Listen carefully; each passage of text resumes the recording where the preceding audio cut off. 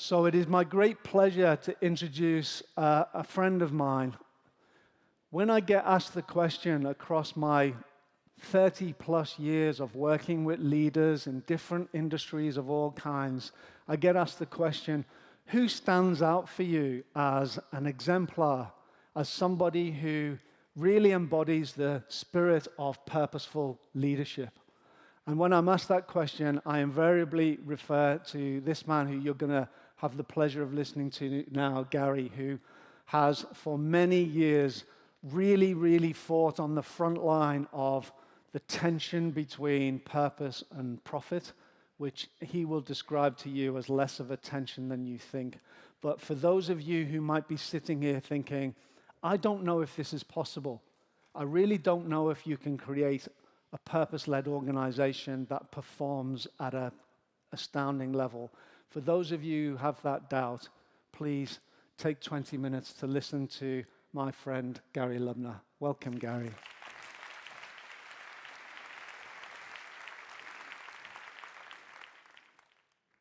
Thanks very much, Darren.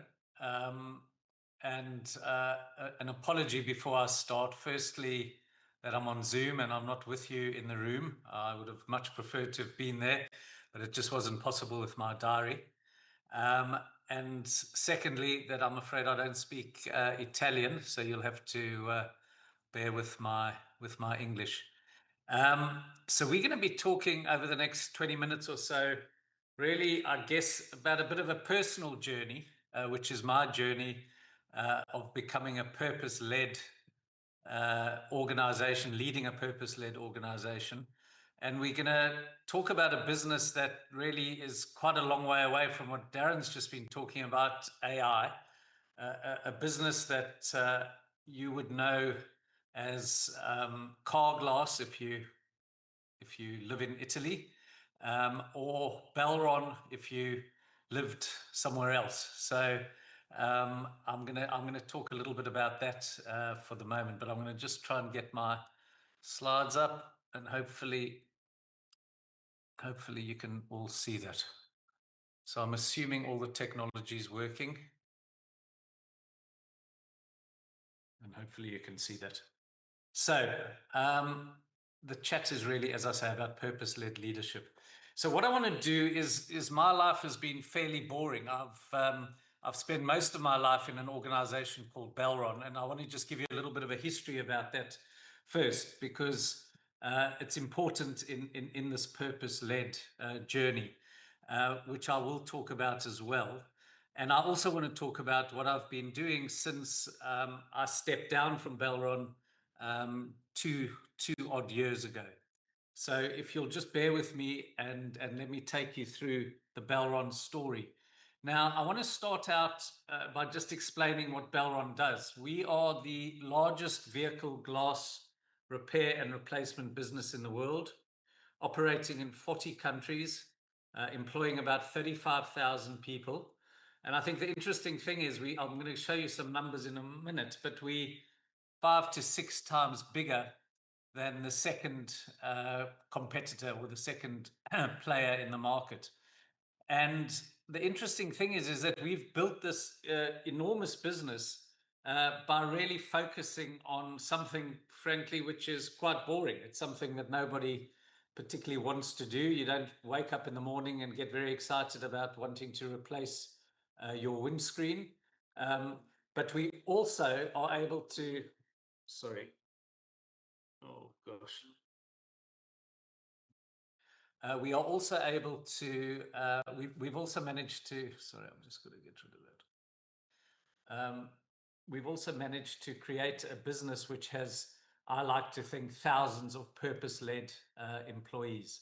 So let's just go on to the history. The history of this business is actually deep in my family. On the right-hand side is a photograph of my grandfather who's sitting, me on the left before I started dyeing my hair grey, and my father on the right. And this was a business that was started actually in South Africa over 100 years ago. My grandfather was one of the founders, and over the many years, we grew this business into what it is today. The reason I give you the history is it is very linked to purpose, because I remember very clearly traveling when I was when I was at school. I used to work in the business in my holidays. I used to travel with my grandfather. And I remember very clearly, including with my father when he took over, the two things that were most important to them were the people in the organization. My grandfather in those days knew every single person. There was no sort of sense of hierarchy. Everyone was equally important. And as a result of that, they were able to deliver fantastic customer service. And my dad, in particular, also was spent all of his time being with customers, talking to customers, making sure that our people in the organization. It's quite interesting when I think back that profit, sales, financial numbers they were discussed, but that wasn't the thing that drove the business.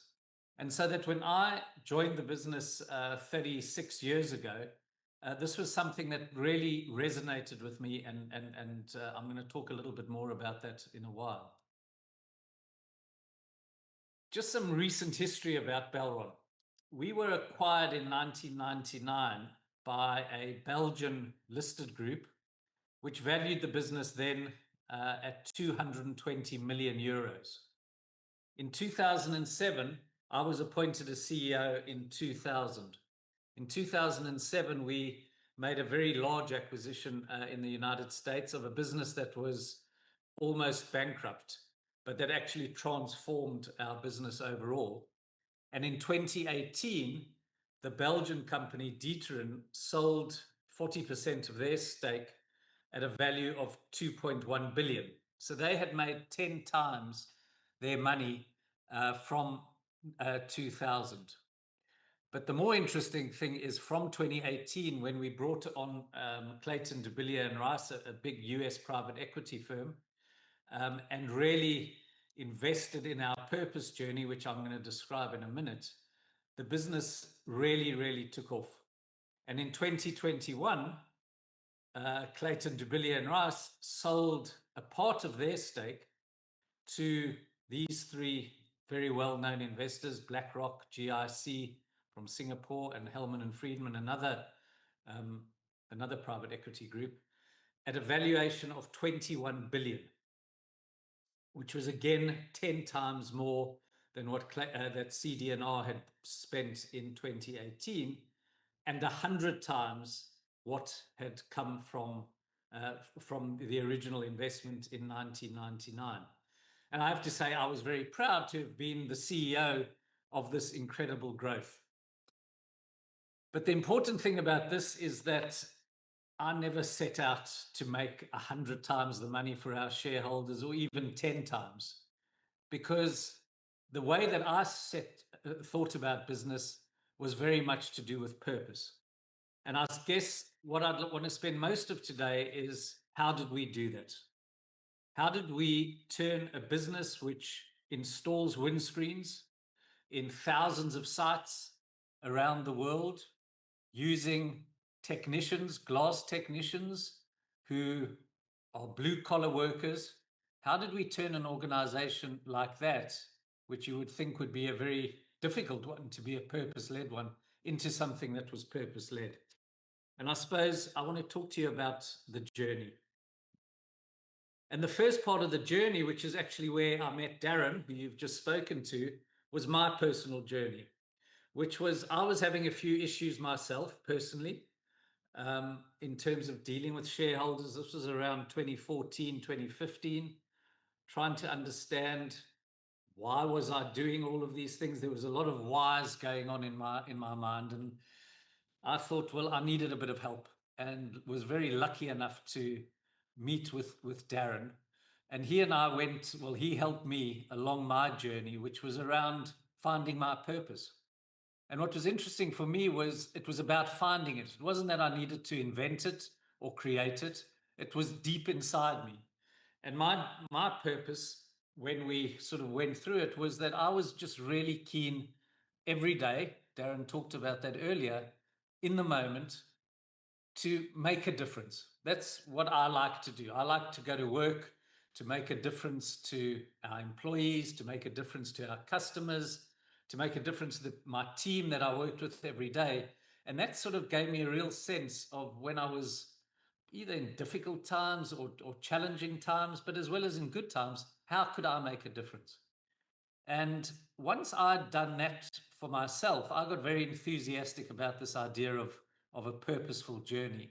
And so we decided then to go and talk to people in 10 countries. We chose 10 countries and we asked our people one simple question: why do you come to work every day? And these were right across geographies, across the world. The fascinating thing that came back from those questionnaires, or those we videoed it all, was that not one person, and we spoke to over 100 people, not one person said that they came to work because they loved working with windscreens, or that they loved glass, or that they loved the tools that they use. No one said that.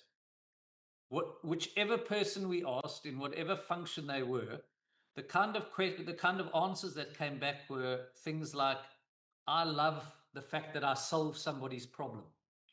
I love the fact that when somebody comes in with a broken piece of glass, often in tears because it's been an accident or something else, and they leave our branch with a smile on their face. That's why I come to work. Other people said, I come to work because of the people that I love working with, my teammates.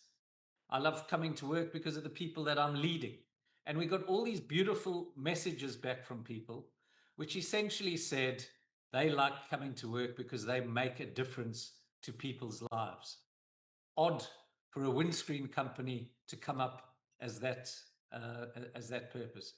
But there was total consistency, and it didn't matter whether you were talking to a technician or a human resource director or a finance manager or a call center operator. These messages were very consistent. And so what we did was we took that, we documented it, and we then started training our people on this idea of purpose. And we came up with this diagram, which really encompassed the Belron purpose and our strategy. At the center of the diagram is the Belron purpose, which exists still today, which is about making a difference, but not just making a difference in any particular way, making a difference with real care. Around that purpose statement are our 4 stakeholders. And everything that we do in Belron is looked at through the lens of these 4 stakeholders. And so when we think about our customers, our people, society at large, and our financial goals, we think about it through the lens of how can we make a difference. And very clearly, if we are not making a difference, or if we are making a negative difference to one of these stakeholders, we question whether that decision is the right thing to do. And that is very much a part of how we're doing it. But you can't just do that thing alone. You have to have, which is the blue circle around this diagram, which is around our leadership capability. We invested heavily, together with Mind at Work, Darren's company, heavily into our leadership, the sort of 300 or 400 leadership, most senior leaders, taking them through why purpose was important, what their purpose was, how they could use purpose as being something that they could really drive the business forward on. And that then cascaded right throughout the organization over a number of years. It was a journey that, was not without its challenges. But I think today, if you go to Belron and if you talk to the people of Belron, and I would challenge you to do that if you hopefully need a windshield or a windscreen fixed, talk to the people within the organization. Ask them about how important this sort of message is. This idea that customers are really important, that our people are important, that it's an obligation to give back to broader society. And the important thing that I think you'll find, and that we always talked about, if you get your customers right, your people right, the giving back to society right, the results will follow. And we regard financial results as important as our customer results or our people results or the societal results. So this is the cycle. It's a virtuous cycle, which is very simple, but I don't want to pretend that it's easy. But here's how it goes. If you have engaged employees who find meaning or purpose and energy in their work, they will deliver exceptional customer experience. If you imagine in our business breaking a windscreen and having somebody come and fix your windscreen for you, if that employee doesn't feel empowered, doesn't feel engaged, doesn't feel like they've been thought about, looked after, how can we expect them to deliver a great service? And if you deliver a great service and you link that with a strong and structured contribution to society, whether that's giving back from a financial point of view, giving money away to local charities, whether it's volunteering, whether it's just including the community in the things that we do. I know, for example, in Italy, we do free glass repairs to recognize and we give the money away to local charities. We do that on a regular basis. That sort of stuff really engages our people. And we believe that if you do those things right, you will get outstanding shareholder returns. And if you get outstanding shareholder returns, that money is then reinvested back into the business. And this is the cycle. And I'm not saying again, I don't want to pretend that this is a recipe that everyone can do. This is my experience, and this is the experience that we had in Belron, is that as we got this flywheel going of engaged employees, of brilliant customer service, of a really proper structured giving back thing, that actually the results followed. Some of the other principles that we came across as we went on this journey is, and I would challenge all of you, if your organization doesn't have a purpose, if you feel you haven't got a purpose, I would challenge you about that. I suspect that you all have a deep purpose within you that already exists. How do you find that? I think that's the challenge. But ask the question why. Why am I doing this? Why does this excite me more than other things? And I think you'll find that you do have a purpose, whether you're an individual or an organization. Once you've done that, just relentlessly focus the attention on that purpose and use that purpose as a rallying cry for what you want to do. Invest in leadership. I'm afraid if you think that this is just going to happen on its own, it is not. This has to be taken on by the most senior leaders in the organization. And I'm not exactly sure how many people there are who are at the most senior level. If you haven't got top leadership behind a purpose journey, I would say the chances of you being successful are less than 5%. So I'm afraid that's a challenge, but it's also a reality. And my advice is don't bother. If you haven't got this kind of openness to exploring whether a purpose-led organization could be something perhaps different or more energizing, if you haven't got that appetite to do it, then I wouldn't even start on this journey. And then very importantly, develop a set of stakeholder metrics. By that, I mean, I talk about customer service, people engagement, measure them and measure them as carefully as you would measure your cash flow, your turnover, and your profit, because that is the only way that you create the focus and the attention on what we were talking about. So obviously, once you've done that, then celebrate that. And I'm going to talk to you in a little while about how we celebrated things like outstanding customer service, outstanding staff engagement, how we really motivated the real heroes of our business, the technicians. So where did that leave? I think I've covered this. This is about the 4 sort of quadrants, making sure that we, every decision that we've taken, we think about these 4 things. So we don't look at it, is this going to be a good decision for shareholders? Is a cost-cutting exercise, and Darren talked about that earlier, we're facing all sorts of challenges. Is the only impact going to be on our shareholders, i.e. they're going to get more money? I would say that is a very limited purpose. And I would say that you should do that with caution. How is this going to impact our customers? How is it going to impact our employees? How's it going to impact what we're doing with our communities? And how does it impact our shareholders? And I would suggest you would come up with slightly different answers to those questions.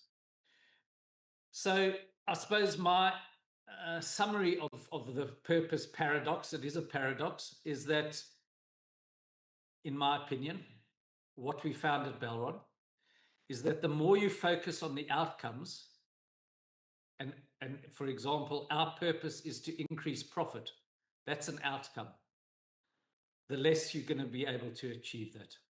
Or I want our profit to be 100 million euros next year. If that is your attention and that's the outcome that you want, without thinking about how you're going to get there, I think that's going to be very difficult. Alternatively, the more you focus on the underlying purpose for doing what you're doing, the more you're able to create these kind of outstanding results. In Belron, in my journey in Belron, of course we had budgets, of course we had financial systems. In fact, we were very rigorous about those. But that wasn't the first place we went. I always believed that if you did the other things really, really well, and by really well, I mean world class, if you really looked after your customers, if you really looked after your people, engaged them, if you really considered the broader society, that results, outcomes would follow. And listen, I was there for long enough. I was in the business for 36 years. I was CEO for 23. This is the kind of culture, the values that we created at Belron, and even since I've left, continue to go on. And the performance continues to be amazing. So Belron today, I've talked about this, we serve 18 million customers a year. That means we're repairing or replacing a piece of glass every 3 seconds, 24 hours a day, 7 days a week. Our revenues are getting close to 6 billion euros. It's a lot of windshields. Our NPS, Net Promoter Score, is in the high 80s, and it differs from country to country. This is a global measure. There's some countries where it's above 90%.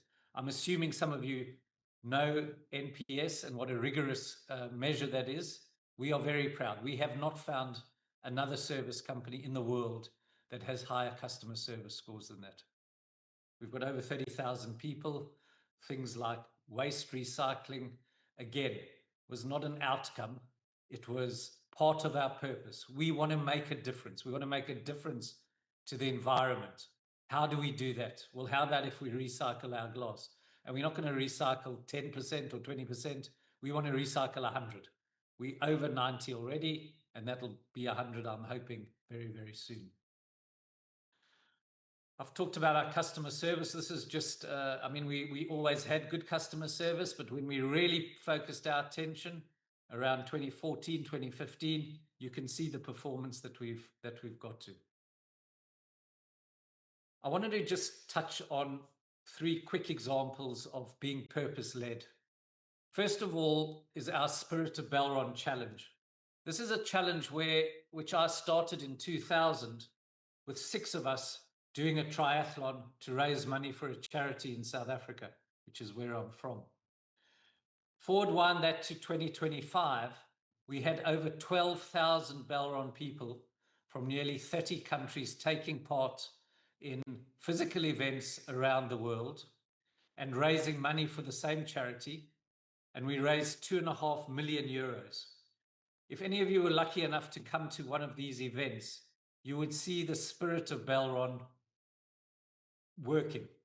People from different countries doing something that was a much higher purpose than running a triathlon. It was about collaborating with their colleagues from other countries. It was about getting fit. It was about making a difference for children in a country that many of them had never been to. And it is one of the most exciting things that I've ever been involved in. On a similar thing, we talk about our technicians being the most important part of our business. We have a competition every 2 years. This is like the Olympics of windscreen fitting. What you can see here, this was in Barcelona, our last one, where we invite the best technician from every country in the world. So every country, Italy would have a best of Italy competition where they would find the best technician in Italy. And each one of the countries would then send their best technician to the worldwide Best of Belron competition, where they compete with all of their colleagues around the world. The winner of this competition receives 1 year's salary as his prize. So this is a serious thing. And as you can see, we created a competition which elevates our technicians to being world-class superstars. And again, it's another example not only of showing our customers how difficult it is to fit a piece of glass, the technical thing that is required. We get 2,000 customers coming, of our biggest insurance companies coming along. But most importantly, it tells our people how highly we think of them and how we think that they can make a difference for our customers. And then the last thing I wanted to talk about was something that we did in 2021. I talked to you earlier about the enormous growth in the value of the business from 200 million to 21 billion. I decided, together with my management team, who had become extremely wealthy, quite bluntly, from the various management incentive schemes, to give up some of our incentive schemes and to actually give every single employee the equivalent of 10,000 euros, a combination of some shares and some cash, into something that we called the Belron Thank You. And we were able, through doing that, to thank 24,000 new shareholders. The reason you might ask, why isn't it 30,000? You had to have been employed in Belron for 6 months or a year. But we were able to give 24,000 people the equivalent of 10,000 euros each, the 1,500 euros of cash, 8,500 euros of shares, which they were given. There were no conditions. You can sell them whenever you want. You didn't need to keep them. You didn't even need to stay in Belron. This was a way that we wanted to say thank you as a senior management team to the people that helped us get to where we were. And this Belron Thank You, as you can imagine, was a spectacular success. We didn't talk about it publicly, but I think it's probably the biggest share ownership scheme shifted to employees anywhere in the world in terms of how much we were able to give. So that was the end of my Belron career, and certainly that Belron Thank You was a nice way to end. Very much. So what have I been doing since? Well, I've been using my purpose journey to continue trying to make a difference. Making a difference remains my purpose. A purpose, I think, if well thought through, doesn't really change over your life, and it doesn't really matter what you've been doing or what you are doing. I mentioned earlier, I was very lucky that I became very wealthy through my shareholding in Belron, through the different management incentive schemes, a wealth, quite frankly, that I became uncomfortable with. And so that together with my 3 children, we have decided that we are going to give away 90+% of my wealth. And I'm going to talk about what I'm doing with that. I have to tell you that by far, I've been doing this now for just over 2 years. It's the most fulfilling thing. Giving money away is much, much more fun than receiving it. That's my personal experience. Gary So Lubner, we've set thank you up- very much.